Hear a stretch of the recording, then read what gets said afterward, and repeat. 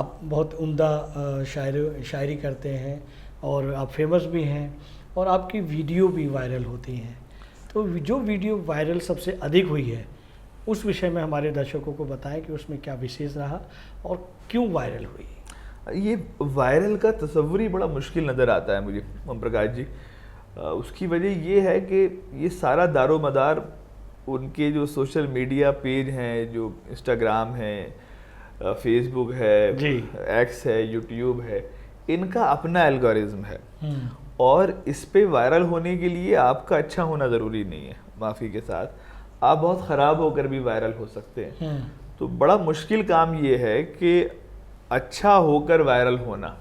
बिल्कुल। बहुत ईमानदारी की बच्चा मेरे पास आया, सर मुझे कुछ ट्रिक बताइए जिसके ज़रिए मैं वायरल हो जाऊं और रातों रात में मशहूर हो जाऊं। तो मैंने कहा कल स्कूल जब आओ तो बिल्कुल निवस्त्र आना और अपने आगे एक बैग टांग लेना स्कूल का और टहलते हुए एक वीडियोग्राफर अपने साथ लेके चलना, उसे अगले दिन यूट्यूब पे अपलोड कर देना। तो आप अगले दिन पूरी दिल्ली में आप पर चर्चा होगी कि दिल्ली में एक स्कूल का बच्चा ऐसे आया।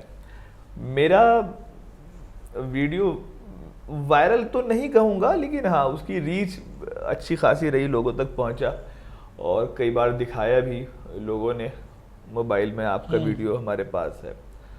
तो उसमें मुझे एक कथा मैं सुना चुका हूँ आपको, पेट निकला हुआ आंखों पे है मोटा चश्मा, पान की पीक भी दांतों पे जमी होती है, मुझको ठुकराया था जिसने कभी गंजा कहकर, उसके शौहर को जो देखो तो खुशी होती है। तो इसको एक काफ़ी रीच मिली और लोग बड़ा पसंद करते हैं। वाह। तो बाकी देखिए, बहुत कोशिश की नहीं कभी सोशल मीडिया पे अलग से पैसा इन्वेस्ट करने की। अभी आपने एक बच्चे का जिक्र किया कि बच्चे ने कहा कि मुझे फेमस होना है, मुझे वायरल होना है। आपके बचपन की कोई रचना, कोई शायरी हमारे दर्शकों। मुझे दूसरी क्लास में उर्दू की किताब में एक नज़्म थी, चाहो अगर बड़ाई कहना बड़ों का मानो। वो नज़्म याद नहीं रही, लेकिन उसके ये इब्तिदाई मिसरे, तुमको नहीं खबर कुछ अपने बुरे भले की, जितनी है उम्र छोटी उतनी है अक्ल छोटी, चाहो अगर बड़ाई कहना बड़ों का मानो। इकबाल की बहुत सारी नज़में थी, बच्चे की दुआ लब पे आती है दुआ बन के तमन्ना मेरी, ज़िंदगी शम्मा की सूरत हो खुदाया मेरी, ये हर वक्त ज़बान पर रहती थी, बल्कि स्कूल की असेंबली में इसे परफॉर्म किया जाता था। लेकिन जब हम नवी जमात में पहुँचे, नवी क्लास में पहुँचे, तो उर्दू की किताबों में लिटरेचर जो हाँ बाकायदा इंट्रोड्यूस हुआ और वहाँ पे गज़ल से हमारी मुलाकात हुई।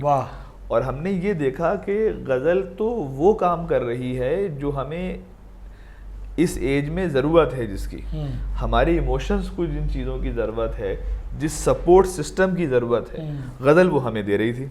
यानी हमने अपने स्कूल लाइफ में, कॉलेज लाइफ में कभी किसी स्कूल के चक्कर नहीं लगाए लड़की के, या किसी लड़की के पीछे पीछे उसे घर तक छोड़ने नहीं गए, या कोई ऐसी बेहुदा हरकत नहीं करी जिसकी वजह से हमें शर्मिंदगी का सामना करना पड़े।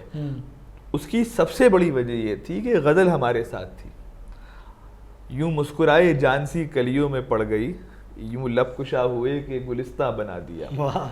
ये स्कूल की किताबों में पढ़ रहे, दिले नादा तुझे हुआ क्या है, आखिर इस दर्द की दवा क्या है, हम हैं मुश्ताक और वो बेदार, या इलाही ये माजरा क्या है, जान तुम पर निसार करता हूँ मैं नहीं जानता दुआ क्या है। ये गालिब थे, गालिब हैं, हाली हैं, मोमिन, वो जो हम में तुम में करार था, तुम्हें याद हो कि न याद हो, वही यानी वादा निबाह का, तुम्हें याद हो कि न याद हो। तो ये शायरी हमारे साथ थी, और न सिर्फ शायरी बल्कि उस ज़माने में जो प्रोज हम पढ़ रहे थे उसने भी न सिर्फ मैं, मुझ जैसे बेशुमार बच्चों की ज़हनी इर्तिक़ा में, उनकी मेंटल डेवलपमेंट में एक अहम किरदार अदा किया।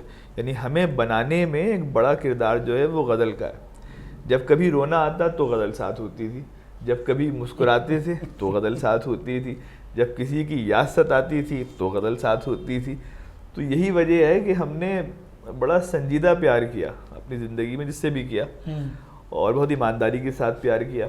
जब भी किसी से प्यार करते या प्यार हो जाता था तो हम ये सोच लेते थे कि इसके साथ तो अब जिसे कहते हैं जन जन्मांतर का रिश्ता है हमारा। वाह वाह वाह वाह। तो ये शायद गज़ल ने दिया, मुझे लगता है।